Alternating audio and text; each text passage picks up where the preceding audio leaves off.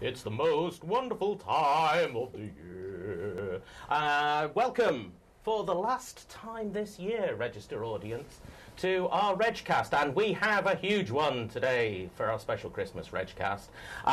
Now, for those of you who live in the UK, as you'll know, it's been almost the end of the world this week. It's been freezing cold. We have had almost 1.5 centimetres of snow, meaning that the entire UK infrastructure has ground to a halt. So I thought I'd sort of, for our Christmas introductions, I'd wear a hat in Register colours to just get that nice cold feeling, 'cause it's freezing in the studio today. It's absolutely freezing as usual. So yeah, there we go, in the Register colours. Perfect. And so today we've got a great Regcast for you. Windows Server 2012, something that we know a lot of you want to find out more about. And the great thing is that we've locked Microsoft out of the studio, and we've got people who are actually using it and have been using it and have deployed it to tell you really what it's all about. Ask them anything about this. Now, before we get going, I need to explain to you about the interface. For those of you who don't know, the most important thing is ask your questions. Like I say, we've got guys who really know all about how to use it in practice day to day. So you can ask them questions about that sort of thing and get your answers, because they're going to be really useful for you right now. Also, you can get hold of the links as well, that we always have our further reading links. Get hold of them, but not until afterwards, because you don't want to be reading them and distracted from this, because it's great stuff. And finally, and also give us your feedback afterwards. We do more of what you like, less of what you don't like at the Register, but again, wait until we've done it first before you tell us what you think about it. So, let's get on with it. And now, we've got 2 questions about Windows Server 2012. Why should you be interested in it? And if you're interested in it, how should you get started with it, and the sort of things that you should do? So it's pretty simple, pretty straightforward, but it should be pretty useful as well for you. Let me introduce the guys that we've got who are going to give you the information that you need. And so our first guest today from Newham Council, Chris Losch. Chris, welcome. Hello. Now, for your introduction, it's Newham Council for all our international research is also home to is home to West Ham United Football Club. Is this going on? Yes, it is. Please, for your introduction, you could. Yeah, that's perfect.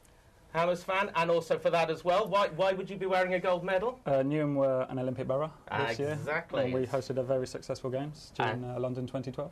Good. Now it's Newham Council. Other things I need to know about Newham Council? We're an East London borough, the Excel Exhibition Centre that runs the boat show, and Newham City Airport, London City Airport, is within the borough. So yes, yeah. We can show it for our own, I think. Take it, yeah, exactly. Well, after the Olympics, you could just sort of, you could declare yourself independent. And your job within Newham City Council, Borough Council. So for the London Borough Newham and the London Borough Havering, which is a partner council in East London, I am the enterprise architect for ICT. Excellent. So we look forward to finding out what enterprise architecture you put in a little bit later. And also joining us from InterceptIT is Gary Collins. Gary, welcome. Morning, Tim. Thank you. Now, Gary, I sort of looked at where your headquarters was by looking it up on Google, and and it's in the City of London, and I was drawing sort of circles around it, and I found that you are closest indeed to Millwall Football Club. Interesting choice. I will take this as Tottenham colours, actually. You can do. We'll let you off with that. For our international audience, Millwall. Millwall's motto, no one likes us, we don't care. Okay, we'll let you off with Tottenham, though. Intercept IT, tell us a little bit about that. So we're a UK-based value-added reseller, headquartered in London, as you said, right next to the Gherkin. So we have a signature landmark building, which we're sort of associated with, nice and easy to find our offices. We've been delivering private and public cloud solutions to businesses for about 10 years since we founded the organisation. My role there is a cloud evangelist. I'm there to go and talk about new technologies, find new technologies, and then take them to market, and then evangelise for the likes of Microsoft, Citrix, and the partners that we work closely with. Good. Just a tip for all would-be cloud evangelists is don't wear a hat whilst you're explaining you're a cloud evangelist. It's less convincing than it probably usually is. It's not a good look. I'll let you take it off in there. And also, joining us from our old mates Freeform Dynamics is Andy Buss. Andy, welcome. And good morning, Tim. And Andy, I don't seem to have a hat for you. Does anyone have a hat for Andy? Oh, terrific! Yeah, Andy. Not everybody knows this, but you were actually brought up in South Africa, weren't you? Absolutely, Yeah. yes. So I was looking, and actually only 500 kilometres from Durban, where you were brought up, is the province of Gauteng, the home of the Vodacom Blue Bulls. Perfect. Just let's put it nice. Absolutely. So could you do? I can't hear you, but excellent. could you just give us a little like a sort of bull noise? Thank you very much. That's perfect. Everybody knows what Andy does. He is, he's an analyst and a man. You know quite a lot about Windows Server 2012 by now, don't you? There is a lot to know. There is probably too much to know, but what we're going to try and do today is tease out at least the starting points, the important bits to get up to speed with first, and then there's going to be a whole lot of learning of new stuff going forwards. Good. Well, hats off, guys. Let's get down to business. Oh, that's a relief, actually, isn't it? Once the hat's off. Yeah, just leave that there. I'm going to get rid of this Christmas tree because it really annoys me. There we go. And so let's so let's get on. Andy, you've been consulting the Register readership about where they are with their server infrastructure, haven't you? We have done. We've actually just completed a survey recently, and we're going to delve into some of those results now, just to have an end of 2012 checkpoint as to where the readership is up to and where things are going. But we'll start off with a slide we've presented probably 15 or 20 times over the last year or two. It's like Groundhog Day. Yeah, I've seen this slide. I saw this slide yesterday. We probably did, yes. And the reason we keep putting it up is... nobody listens. That's one. Yep. But number two, the vendors are starting to listen. Okay. And we're getting to a stage now where this is becoming workable and adopted. So the whole point here is IT is not one right way to do anything. You can't just choose one architecture and decide that's going to be the be-all and end-all. It's what does the business actually need to move forward and be competitive, respond to changes in the market, and what does IT have to do to support that? And so if you know what you have to do, then you can have a choice of options to fulfill that, be it internally or externally. But what we do see is the old way of doing things from fixed infrastructure. That's gone. It's virtualized in most larger companies today. In the smaller side, it's still to get going, but really, once you get to the larger enterprises, they're all getting highly virtual these days. But now it's about moving up to being more dynamic or being able to make better use of your infrastructure by using external partners when you don't have the additional resources and capacity to get things done quickly. And the marketing for Windows Server 2012, I'm going to use my air quotes because it is marketing, isn't it, is the Cloud OS, yeah? Very much so. And maybe 2 years ago, we'd all have gone, pull the other one. But today, we're getting towards this. It's closer. The people out there are still going to pull the other one now, actually, yeah. But we're getting much, much closer. We're starting to see standardized stacks coming up, whether it's Microsoft with its Cloud OS, whether it's companies that are using OpenStack to be able to do compatible environments between internal private cloud and external services, or whether it's just using a lot more, say, platform as a service and being able to move applications between environments. But there is a lot more compatibility and ability to move workloads. What we still got to do is remove some of the integration barriers. So how do you make it seamless without having to reconfigure lots of things? And we started to see a lot of advancements in that space, and we'll be touching on those today. So before we get to, before we get too far down the aspirational route, let's have a look and see what people are actually doing today. Yeah. So what we looked at here is basically some of the basics in terms of the infrastructure and the service delivery. So really we're looking at how many servers are virtualized. And what we can see is for most of the respondents in this survey, they're extensively virtualized or fully virtualized. There's few that are maybe partially virtualized, and the trend is very much to take that up to being extensively virtualized. How virtualized are you, Chris? Not you personally. At the minute, we're probably around 60%. It's about. This looks realistic to you. It's about where you are on that. And I mean, Gary, you've got a slightly different situation, but looking at does this seem realistic to you? We have two parts of our business, so certainly what we see in our consulting practice, those figures stack up. Our cloud platform is obviously a lot different. Most of that is a virtualized infrastructure. Well, we used to do RegCast all the time about, you've got to get with the virtualization, you've got to do your virtualization, that sort of thing. We stopped talking about that because, it stopped being a particularly interesting thing to talk about, just as in try and do it. But we've still got a significant bunch of people who have not gone beyond the x86 virtualization, Andy. Well, that's right. What happened was really servers got very virtualized, and we ended up with a very efficient but static data center with lots of virtual machines. What we're trying to move towards now is dynamic IT, so the concept of private cloud, or at least a lot of the bits of private cloud, to make IT a lot more responsive. Yeah. And that means being able to move workloads as demand changes and reconfigure things. That means your storage has got to play ball, your networking has got to play ball. So we're starting to see now a lot more drawing in of the storage and networking into the whole virtualization space, so it can reconfigure as demands change. So we're picking up now a lot more virtualization in both of those areas. And that's likely to be accelerated going forwards, particularly as, for example, Windows Server 2012 has both networking and storage enhancements built in to make this easier. The other side as well, things like VDI. It's going along still, but tends to lag along behind the rest, because still it's hard to make a case, and a lot of companies don't get the real reason for doing VDI, which is not to lock down the users and stop them doing anything. It's to be a lot more flexible in how you can deliver things. And the PC is typically a very personal device, and a lot of users resist having a very locked down environment. So it's how do you go about choosing the right way to service their needs while being secure and having the flexibility you desire. Yeah, Chris, virtual desktop's one of the things you're going to get into, isn't it? Yep. Is that a battle you've had to have with the users? I think they've seen it as an enabler for the priorities that we have as a business, as I'll come on to in more detail throughout my little talk. Yeah, I don't want to get the best of your stuff. Yeah, yeah. Tell us everything you're going to tell us. Okay, so hosted server capacity. So one of the things we're looking at is, are companies actually starting to use external resources when they need to?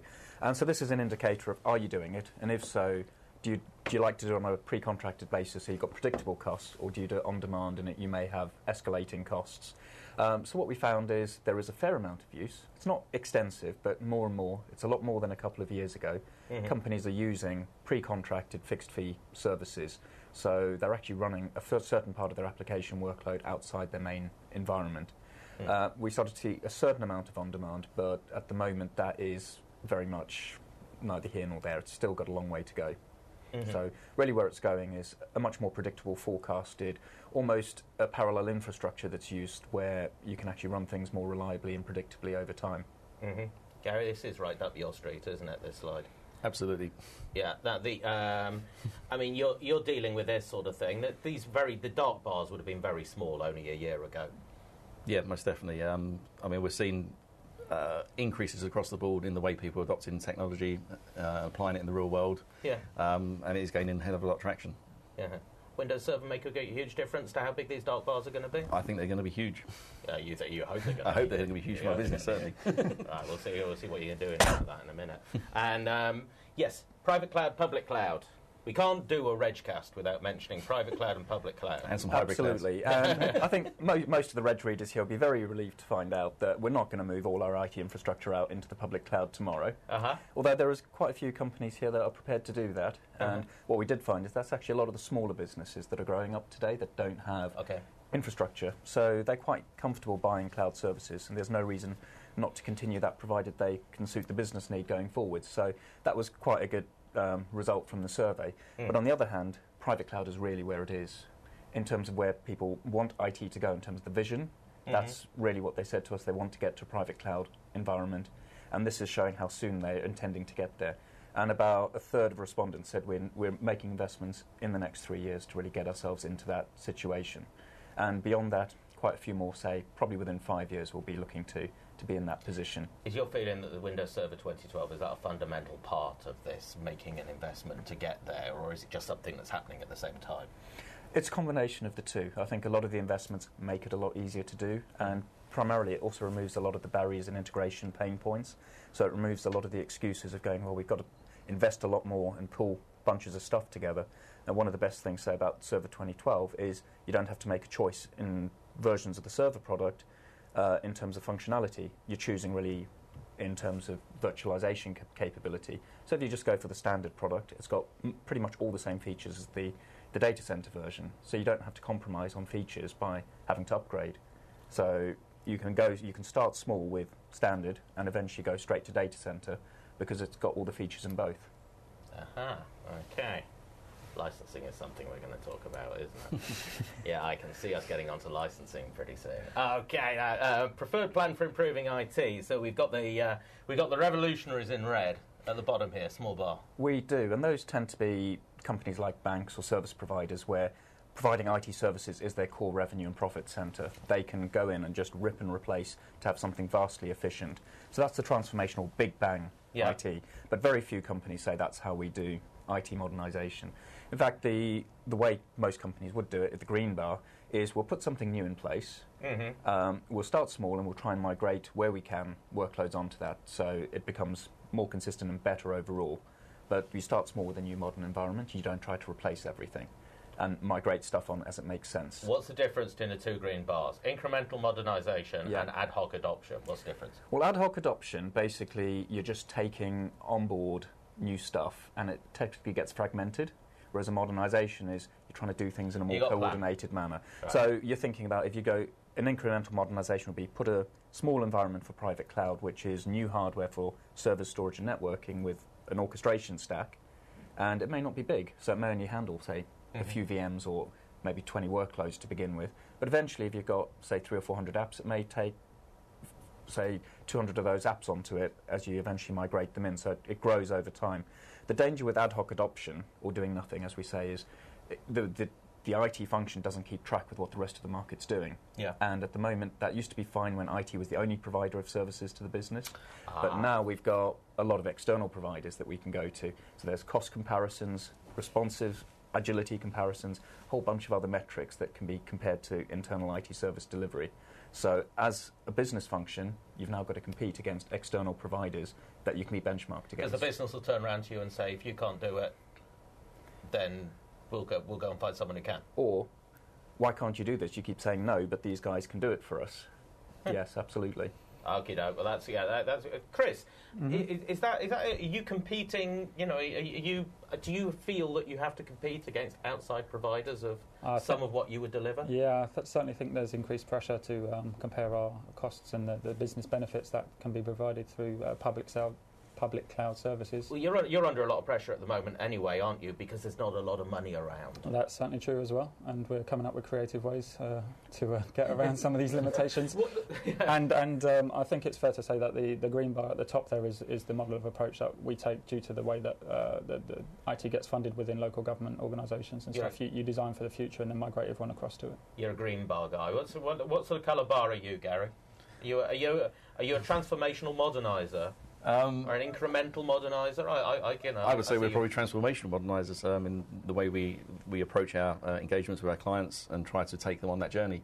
You have a strategic approach with a lot of organisations where they're pushing the IT down with a strategy and a direction for the business. And then you've then got the tactical approach, which is they're just in the short term, sort of the dark green bars and the light green bars of actually implementing tactical projects, which then gain traction in the organisation. But you have a lot of pressure to keep right at the front of what's going on. Yeah, I mean, we have to be able to deal with business transformation, agility, both from the business side and from the technical side as well. And you do see in a lot of organisations where the users are so used to the consumerisation of IT, where they can have these sort of tablet-type devices, consume an application, use an application immediately. You then go to an IT department and they say, we need this new application. The IT team come back and say it's going to be days, weeks, or if not months to deliver. And so users are now starting to circumvent that and finding ways around it by sort of going out and taking tactical solutions which actually cut out the IT department completely. Things like Dropbox, as an example, is a huge problem in lots of enterprise organisations. It's found its way in, it's crept in, it's outside the remit and the control of the IT department. It's just a quick defining our terms, Andy, here. What does virtualising your storage infrastructure mean? Does it mean using your storage in a virtual environment or using something like a VSA? In your survey terms? There's various ones, but basically it's about not being tied to a specific pool or class of storage to run your virtual workload, so being able to have a lot more flexibility to move it around the storage infrastructure. Nicely done. Okay, so final thing, Andy. This is a sobering slide, really, isn't it? Because it shows that it's not easy if you want to make change. It's not always easy to get the money for it.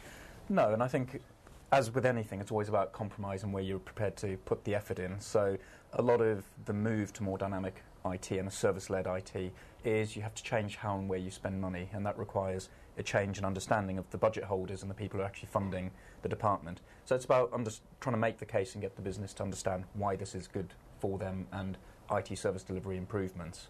So it's not going to happen overnight for many, although with the help of, say, Gary here, it may be easier to make the case and put proof points in front and have testimonials and recommendations to do so.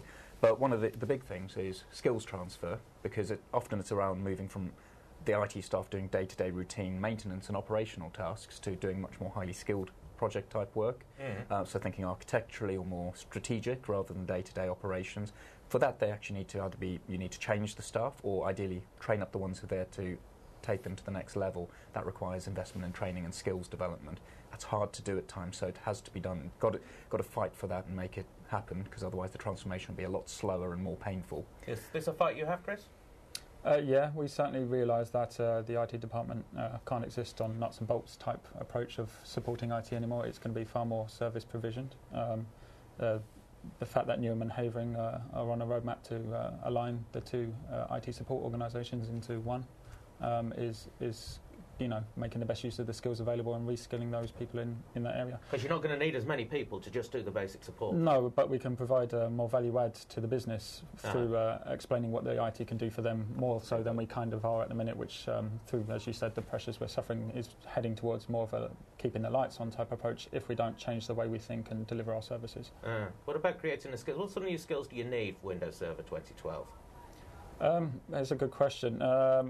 It fundamentally changes what you traditionally may look at for things like storage and networking. So I think you'd have to involve the various teams in the whole design and implementation of Server 2012 to get the most out of it.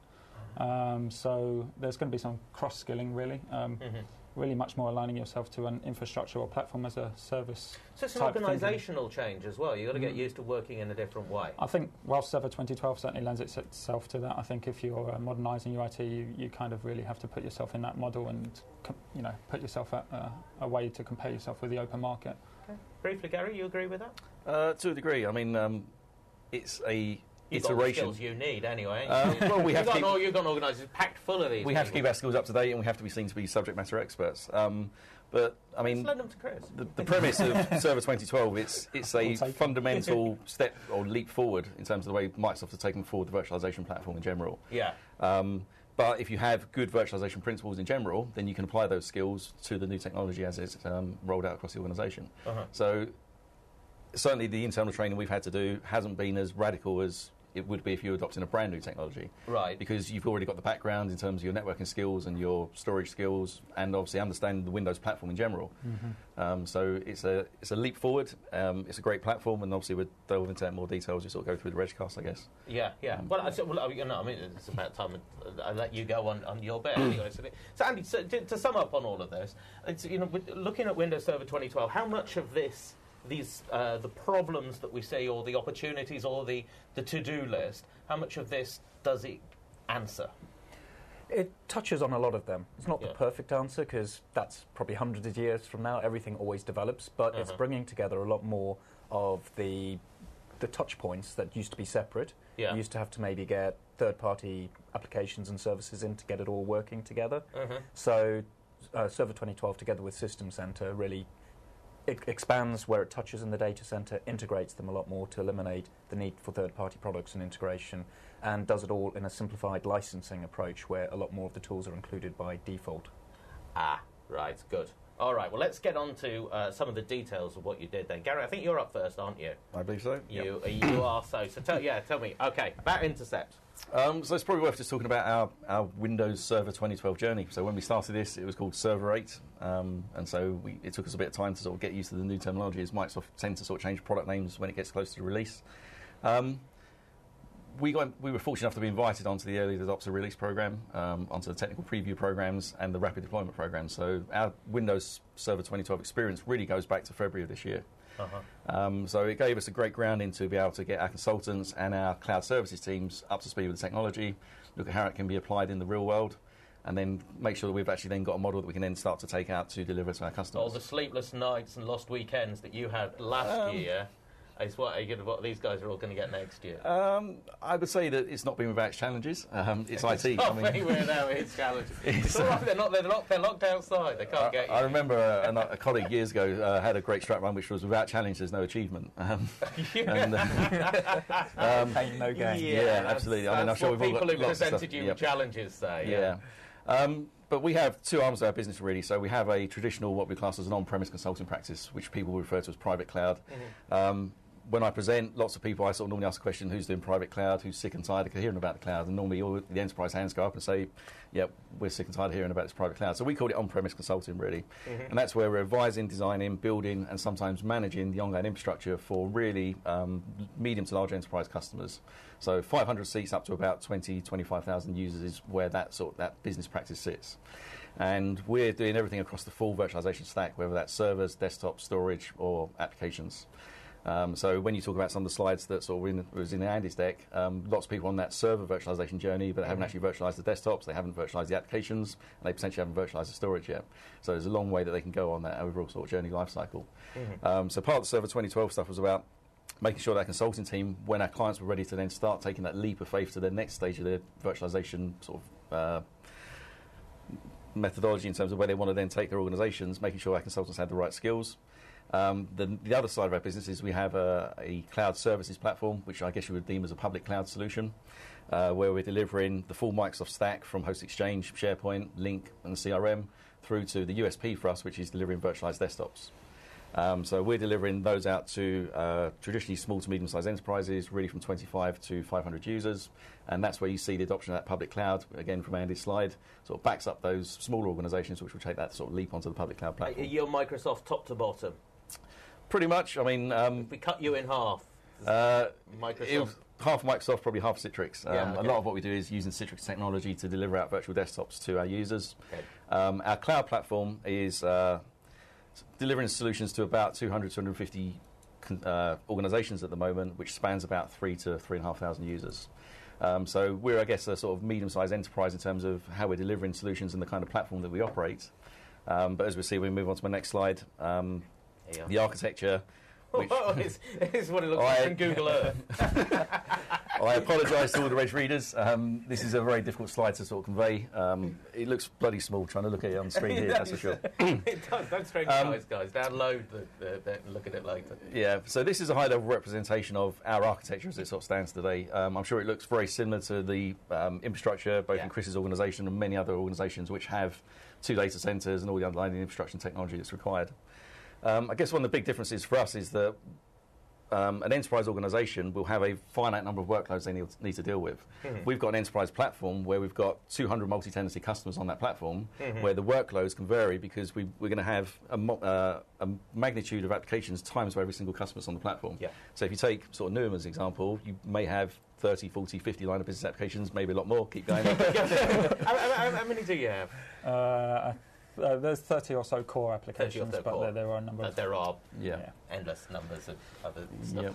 Yep. So for us, I mean, if you take those 30 applications that Newham would potentially use, and then multiply that by 200, that will give you an idea of the number of applications that we have on the platform. So that requires a huge investment in infrastructure and also how we actually then approach the delivery of the technology to then segment all those services out and then deliver them out to the customers on a cost per user per month rental basis. So what did you need Windows Server 2012 to do for you? Probably worth moving on to the next slide, actually, which is... I don't want to look at this one anymore. No, I'm sure everybody's probably had enough of that one. So... Within this sort of public cloud space, we're seeing price erosion all the time. There's new players coming to the market. We've been doing this for 10 years now. We've built what we class as an enterprise class computing platform, which is time sliced. And we're seeing price erosion in the market, which is the nature as services start to become commoditized. So for us, it's really important that we can actually reduce our operating costs. One of the biggest costs we have, and something that sort of Andy touched on, is storage. So to give you some ideas, we have an HP 3-pass storage area network. We procured that about 2.5, 3 years ago. It cost us just shy of £350,000. That was the entry level.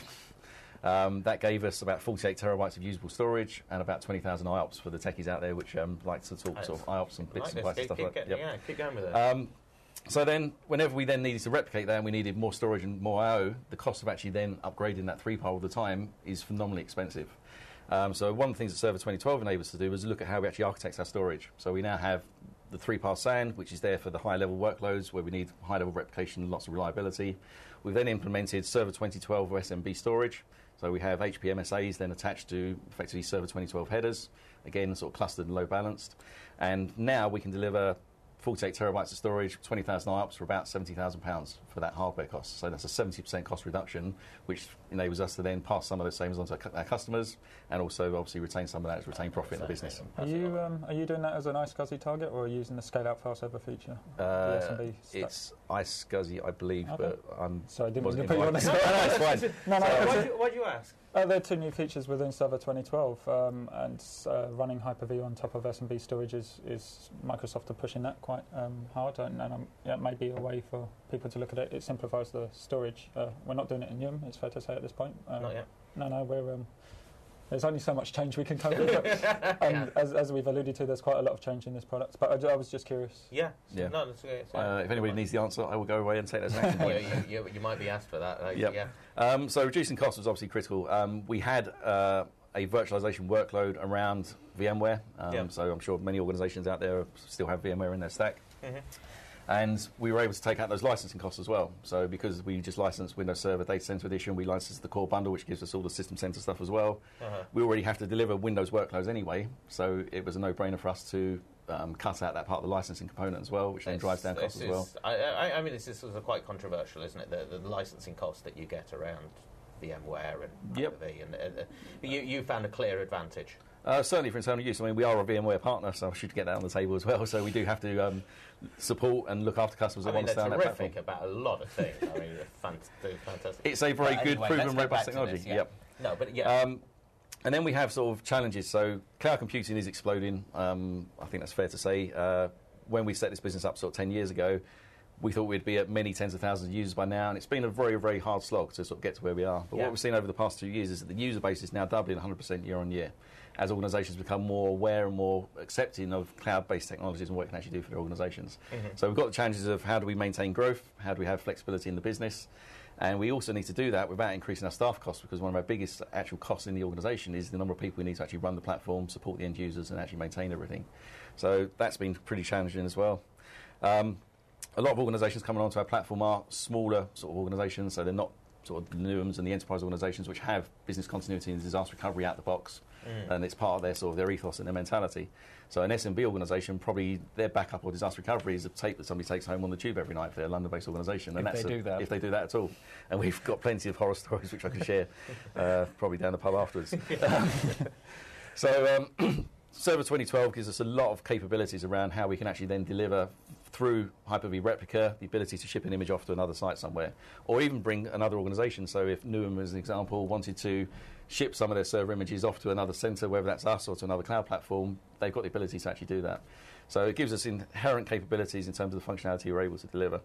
And the other thing we invest heavily in is automation. So we have our own control panel, which is able to provision customers, deliver end users, and then provide a self-service component out to those organisations. So it gives, it reduces the amount of overhead we need to actually look after and maintain the platform. If a customer on our platform wanted to spin up a new virtual server, it's all templated, and that dynamic data center component's all built in as well.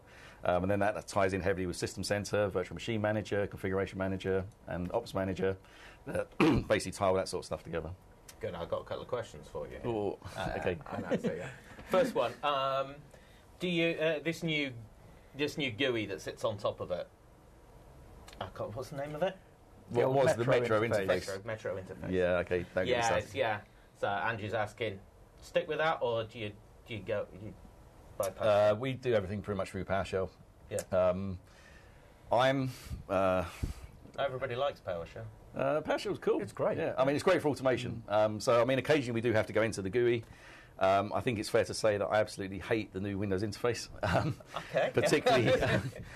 people do. Yeah, I miss the start menu. And certainly a lot of our business in terms of what we deliver is remote desktop services with Citrix on top. So it's the old Terminal Services platform, Citrix Zen app.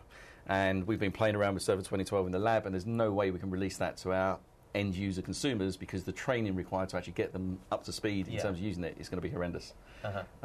So yeah, in answer to that one, definitely been the GUI or UI if you can. Yeah. Is that what you do as well? Do you use the UI? I've played with it.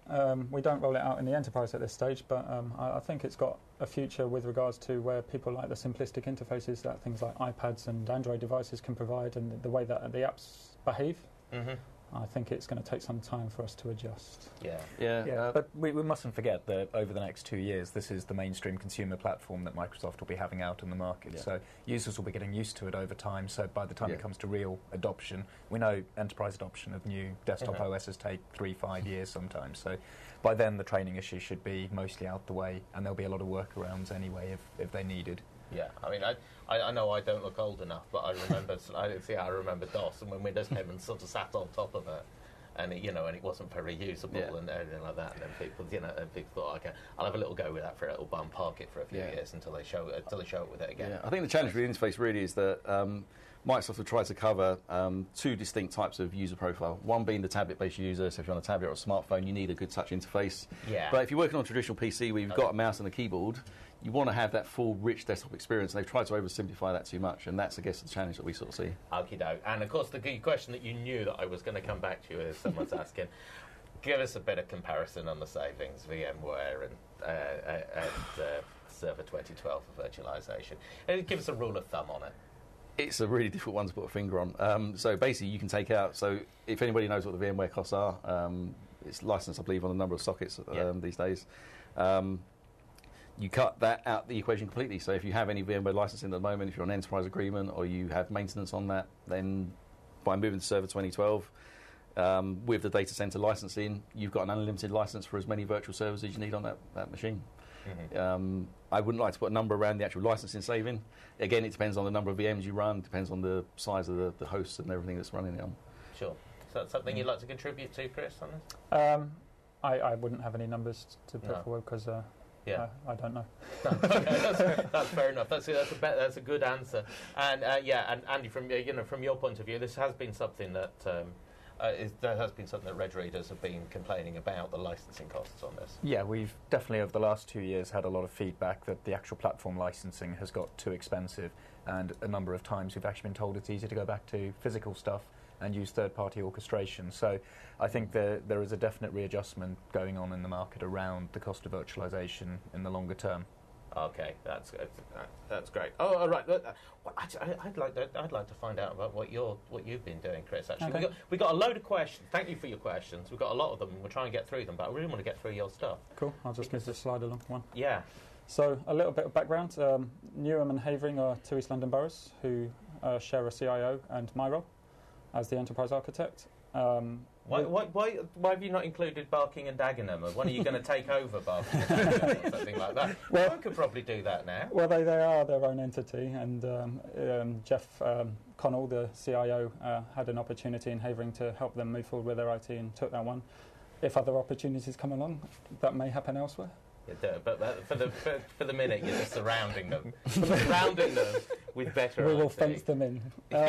But on the topic of Barking and Dagenham, as well as Tower Hamlets, Waltham Forest and Redbridge, we've formed a working group known as East London Solutions. Mm-hmm. And the purpose of this working group is to look at being able to reduce the overheads of providing front-facing services through sharing of resources, skills, assets, and IT.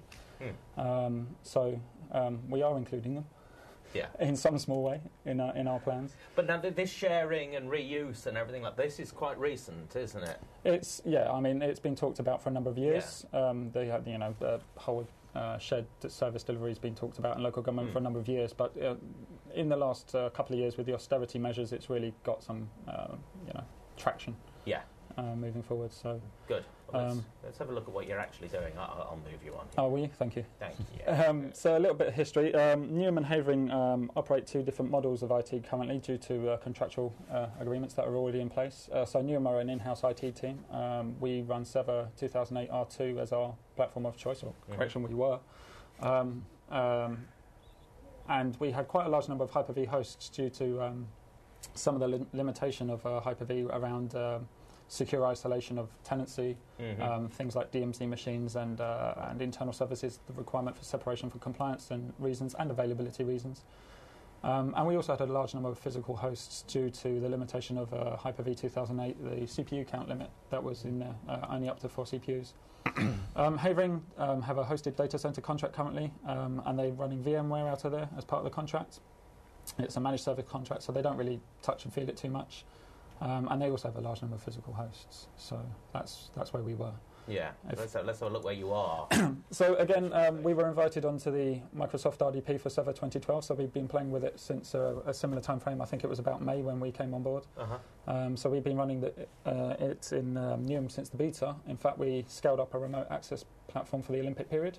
I was going to say, was there anything else going on while you were messing around with it? Yeah, so for the Olympic period, we actually tested it as a platform. We ran a load of virtual terminal servers atop of Server 2012 Hyper-V, gave them more CPU, more RAM.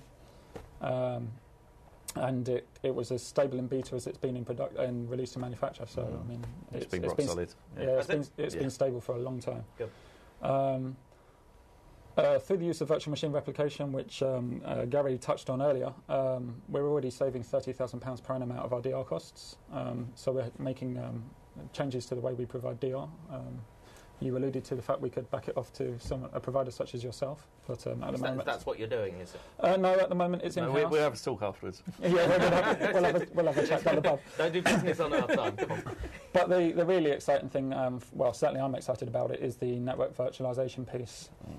This is going to radically change how we de-risk any future provisioning of systems and services from going down the wrong path. We are setting up an internal private cloud, but through the use of network virtualization, if I put a machine into that private cloud and realise that we need some services that are better served out of the public arena, I can seamlessly transition that machine without the involvement of any of the application support, firewall teams or anything else. Just the infrastructure as a service team can transition that machine up to the other cloud provider and take advantage of that. Equally, if we hit capacity issues internally, we can spin stuff up in cloud providers such as Intercept or Azure. And if it's more effective to bring it back in-house, I can seamlessly move that machine back in-house. And you're actually planning to do that? We are architecting it to do that. On the lessons learned, you will see there are some dependencies we're waiting on with regards to hardware and network vendors supporting the MVGRE stack. But this is the architecture we're putting in place. We were talking a bit earlier about an experience you'd had before without Server 2012, about a workload you'd moved. So Havering had a business system that they moved to their data center provider, and there's a 7 millisecond latency on the link. It's a gigabit link, but there was a 7 millisecond latency on that link. It meant the difference between users getting a 1 second response from their application and a 35-second response. That makes a difference. Yeah. There were many days spent coming up with a resolution to this, which eventually involved remoting the application up to be local to the database. It would have been preferred if the application vendor had rewritten the bit of code. But they said no. But you can imagine working with line of business vendors doesn't always get a speedy response. So this would have completely de-risked that sort of experience as well. We could have transitioned the machine back in very quickly. So Havering will be onboarding onto this shared platform. As I've said earlier, that we have this goal of shared services and shared overheads and shared skills. So they'll be onboarding and helping us to operate this infrastructure. And we'll be using the System Center suite of products, which we're already running at the minute, to deliver. In fact, we'll probably use this in Newham as well to deliver self-service provisioning and chargeback mechanisms of usage-based charging to at least in IT to understand their true costs and then pass the costs on as appropriate. Quick question has come in. Might have a quick answer from Marcus. It's scale as well as VMware does. Scale, yeah. I would defer to... defer to Mr. Scale. I would say that the scalability is definitely on par with VMware, if not slightly better in certain areas. Yeah, I don't want to keep throwing the VMware questions at you because I can see you're awkward.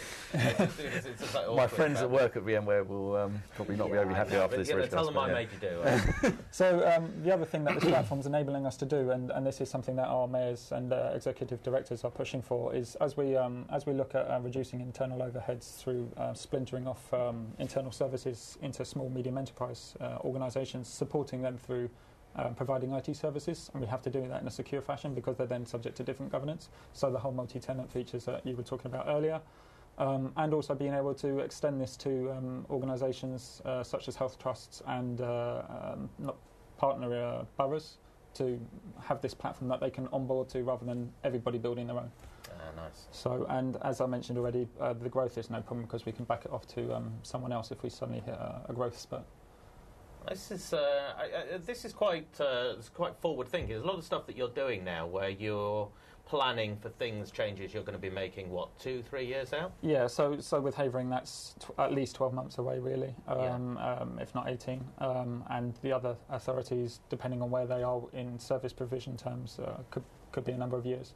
But we're doing this even if we did this internally and realised, as mentioned, de-risking this, if we realised it wasn't the way to go with the network virtualisation, we can just transition to another provider and just close down our operations without having to involve any third parties or anyone else. Okay, let's get on to licensing. Yeah, so as I mentioned, we had a number of physical hosts in the previous environments, and here's a little chart. I purposely taken numbers off here, but it indicates the percentage drop in license count. So Newham by around 2/3 between where we are before and what will be after we've transitioned completely into this environment, which we aim to do within the next calendar year. Mm-hmm. And Havering, as I mentioned, once they transition out of their current environment into their new environment, which will be our platform, this is like an 8-fold decrease in license count. And if you move the slide along one more. Yeah. I did 2 charts because I'm sure everyone's license agreements have their own costs associated, local government. Look at the costs, right. There we go. Yeah. So Newham's dropping by around 1/4 and Havering by 3/4 in terms of Windows Server license costs. We're predominantly moving to the data center model of licensing. We had a brief discussion earlier. The standards disappeared now. The enterprise license has disappeared. It's now standard or data center. Mm-hmm. And as we were talking, the feature set is on par. It's really down to how you want to operate. There's no change to the amount of memory that one can see compared with another version, which there were in previous versions. It's literally down to how you license it. And you were saying earlier, one's designed really for physical, one's designed for highly virtual environments. So you'd go for basically the standard version if really you're predominantly physical, or maybe you just run 1 or 2 virtual workloads. Mm. You can also stack standard licenses on top of each other, but it gets maybe a bit complex. So there comes a point where if you're starting to stack 2 or 3 licenses on top to get the virtual, you may as well move straight to the data center license. But if you're moving to private cloud, really the data center license is probably the one to look at first. Good. I'd recommend anyone that's wondering where we got these numbers from to download the Microsoft Assessment Planning Toolkit. Yeah. It's currently version 8 beta. That will give you the Server 2012 forecast. Uh-huh. And you can plug in your recommended spec of model machine that you want to run on, and it will give you a number of servers, and therefore you can extrapolate the license. So you can work out what you're doing in the first one. Secondly, you can work out where you expect the change to be. Yes. So that's how we've managed to extrapolate this, and it uses the current performance. It measures the performance of your existing system, so you know where you're going to end up. What's the name of that thing again? Microsoft Assessment and Planning Toolkit version 8 beta. I'm glad I have you. You can get that on the Microsoft Connect site. Okay, great. Let's look at file servers. Oh yeah, so moving away from cloud, we had some pressures in our storage environment. As our data center equipment is part of a lease contract, we were looking at some step costs from some new requirements coming on board. Mm-hmm. But through the use of Server 2012 file server deduplication, we've managed to alleviate that pressure. We're seeing deduplication rates on our file servers between 18 and 64%. Quickly check the numbers I wrote. and they are true, are they? They are. That's real. That's real results. And through the use of the DDP evaluation tool, which is available, I believe you have to pull it off the Server 2012 installation, but you can run it against your existing environment. And we ran that previously when we were in the beta stage. It was predicting greater than 27% savings against our file server estate at that time. Mm-hmm. So this included things like large amount of photos for parking infringements, so already heavily compressed files. It's not suited to everything. I mean, you can compress offline VHDs, but don't try and compress your online VHDs for your virtual servers. It just will struggle and probably cause all sorts of issues. There's recommendations around where to target it, but it's had some knock-on effects that we didn't initially anticipate, but the backup benefits, it's reduced the backup windows and the amount of space required for backups. Mm-hmm. So you weren't planning for that? Didn't occur to us until we did it. Didn't really think that the backup system would recognise the deduplication. Just to explain, we're running System Center DPM 2012, and you have to run that on Server 2012 to get the backup advantages, right? Because it has to understand the deduplication. But I don't know about any other backup solutions. I can only speak from what we've done. So yeah, Gary, what about you on this? You getting these benefits? We haven't turned dedupe on yet at the moment. Why not? I need to go away and ask my techies that question, actually. It's one of those lots of benefits you've got to prioritise. Yeah, Indeed. I mean, there's a huge amount of workload going on. So, I mean, we're obviously doing the beta evaluation of System Centre Service Pack 1 for 2012 at the moment. There's a finite amount of resources that we have available, so it's on the to-do list, I believe, but it's just not one that we've actually bit the bullet for. I mean, we've got plenty of storage capacity anyway, so it's not like we need to worry about it too much, even though it's expensive storage. But it's something that's on our to-do list for next year. You're not under pressure. No, there's no pressure. We'll let you off with that then. You seem to have done quite a lot already. Okay, because we look at thin clients as well. Yeah, so Newham and Havering have been looking at the thin client space for a number of years. It's fair to say Microsoft's remote desktop protocol previously was okay, but not great. Okay, but not great. We have a remote access farm built on Server 2008 32-bit because of some dependencies. And, for instance, we had to remove Acrobat Flash because it would just kill the session that users were using when they accessed it over slowish broadband at home. Yeah. Havering have Citrix, and there's some opportunities within the new stack to realise savings against their support and maintenance around that. And a lot of the pressures that people move towards VDI for, the business reasons, we were achieving through use of application virtualization and other techniques. So there wasn't a great pressure. But then increasingly, the bring your own device agenda and the agenda with the shared services and shared skills, not only in the IT section, but the back office, so HR and payroll are moving in this direction too, which may lead themselves to sitting next to colleagues from Havering and Newham or vice versa. Yeah.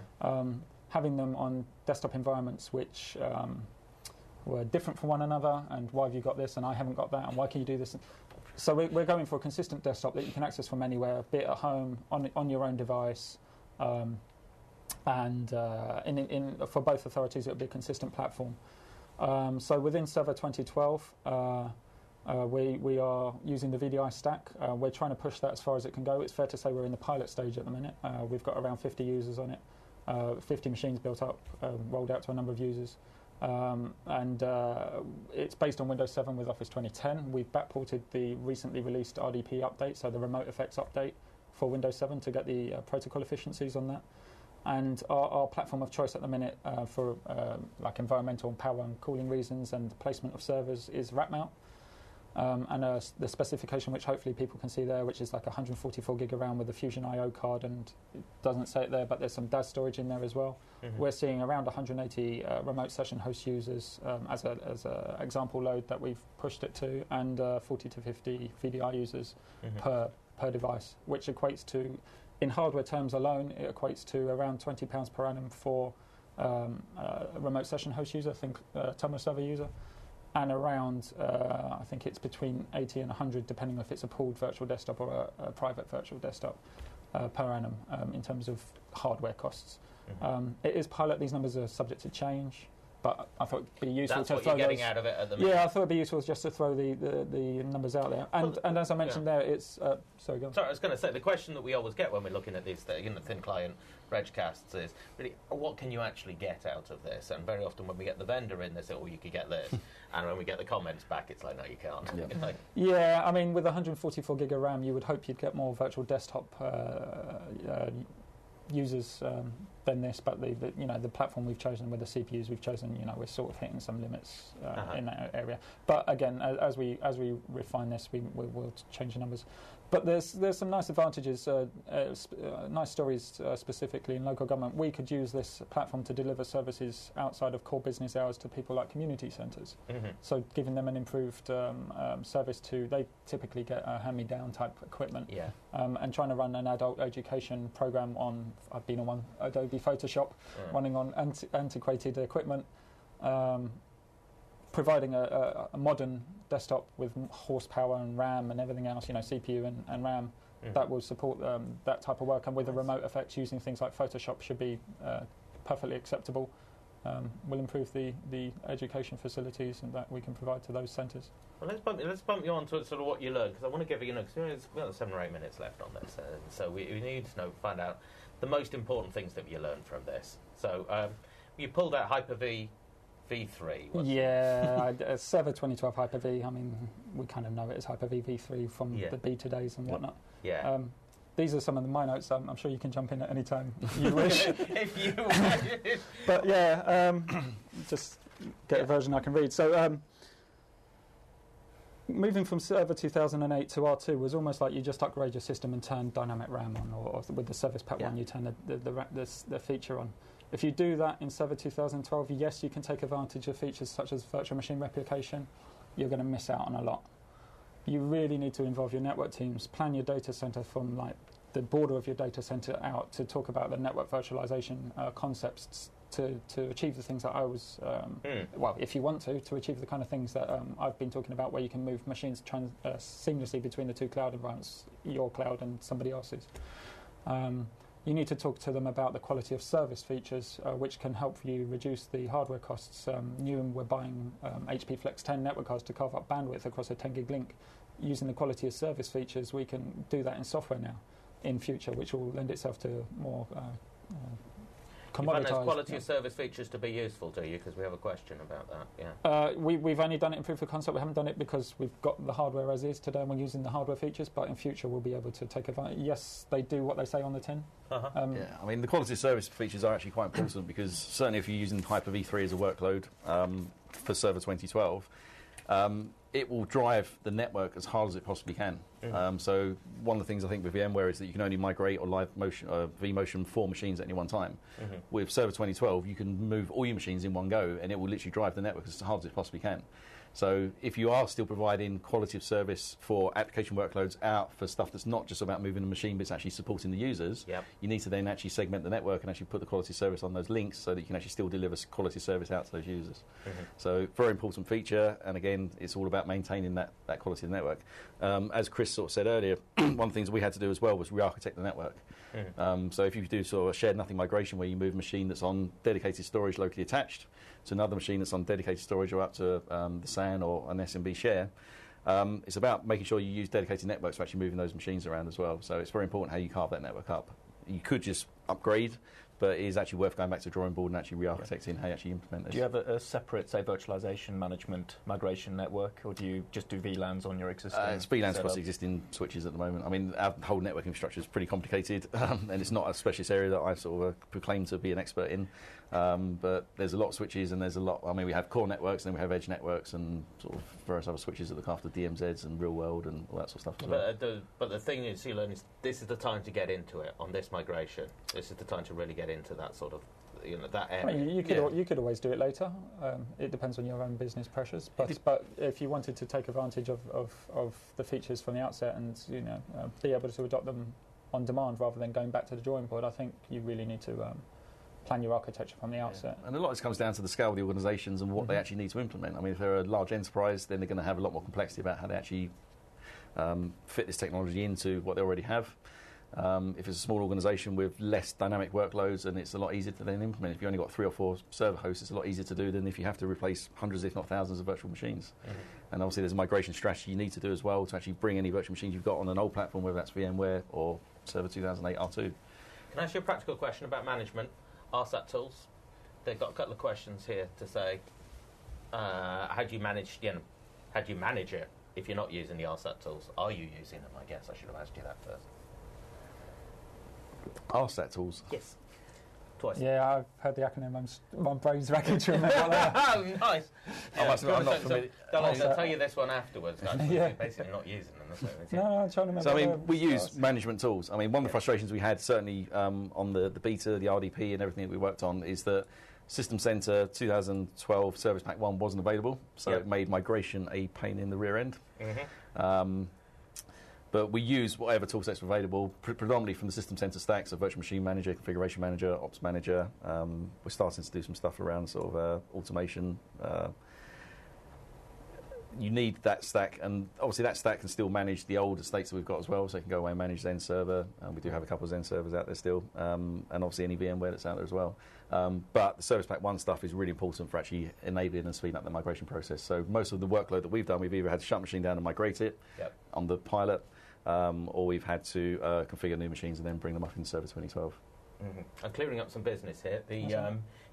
When you did the DGU, can you run tools that tell you what you're likely to get out of it? Yeah, the DDP eval.exe tool, which sits within, I believe you have to install Windows Server 2012 to be able to get to that tool. So you'll have to find, or Windows 8, you'll have to find a way of getting that tool. Check the Microsoft website. If you just Google DDP eval.exe, You're good on this. Yeah. I don't think we've ever had anyone who's quite as good at the. Yeah, can't remember what RSAT is, but if someone wants to explode that acronym, I don't know what it is at all. Yeah. So anyway, so how well does Server 2012 work on its own without the System Center suite?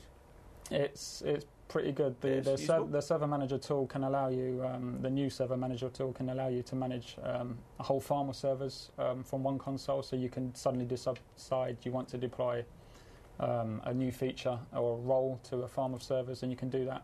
It's all PowerShell driven behind the scenes, but it gives a nice GUI. It's even got some monitoring and alerting to do with memory and CPU limits, so you've got like a mini SCOM, System Center Operations Manager, in there. So you can do quite a lot out the box. Mm-hmm. But those of you with System Center, don't spend too much time looking at that, because you're going to use the more robust enterprise grade tools. Again, it's all about scale. If you're a smaller organisation, then you want less complexity in terms of the way you manage the infrastructure. But the large organisations will absolutely go down probably the System Center route, I'd imagine. Yeah. Remote server admin tools, by the way. Okay. Okay. Right, okay. Yeah. One of the other things, though, with PowerShell, just coming back to PowerShell, is the enhancement of the latest ones can bring a lot of people who are anti-command line into the PowerShell fold, because it helps you construct scripts and things. So it actually broadens out the automation and consistency that you get through scripting to a much wider range of, say, GUI-based techies. Well, things have come a long way when you have people in this environment who are anti-command line. Yeah. The nice thing about PowerShell 3 is you can put it on Server 2008 as well, so you get that advancement where you can get the anti-scripting brigade actually using it on older platforms as well. So. Okay, that's great. We're out of time. Really? That's it. It's all gone. Yeah. That's. Can we not do another half now? You probably could actually, guys, couldn't you? So we haven't touched on so much. if there's anything more that shows up, and there's questions that maybe the guys could just drop you a line with it. We'll get that organised in here. But we're finished for the year. Unfortunately, we ain't got any more time. Thank you very much for watching our Regcasts during the year. I think thank you very much to Miata in the office, actually, who organises these whole things. And as you can see, it's not really easy to get us all organised. And she makes sure that you've got something to watch. So if you're giving us a good score, and I hope you will after today, I thought these guys were great, then remember, Miata made it all possible. Chris and Gary, thank you very much for coming in and talking to us and being honest and letting us look underneath the bonnet of what you've been doing, because that's really valuable information. And Andy, thank you very much for all your help during the year. It's been a pleasure, Tim. See you again in 2013. Absolutely. We'll see you again in 2013. I've been Tim Phillips from The Reg. Goodbye.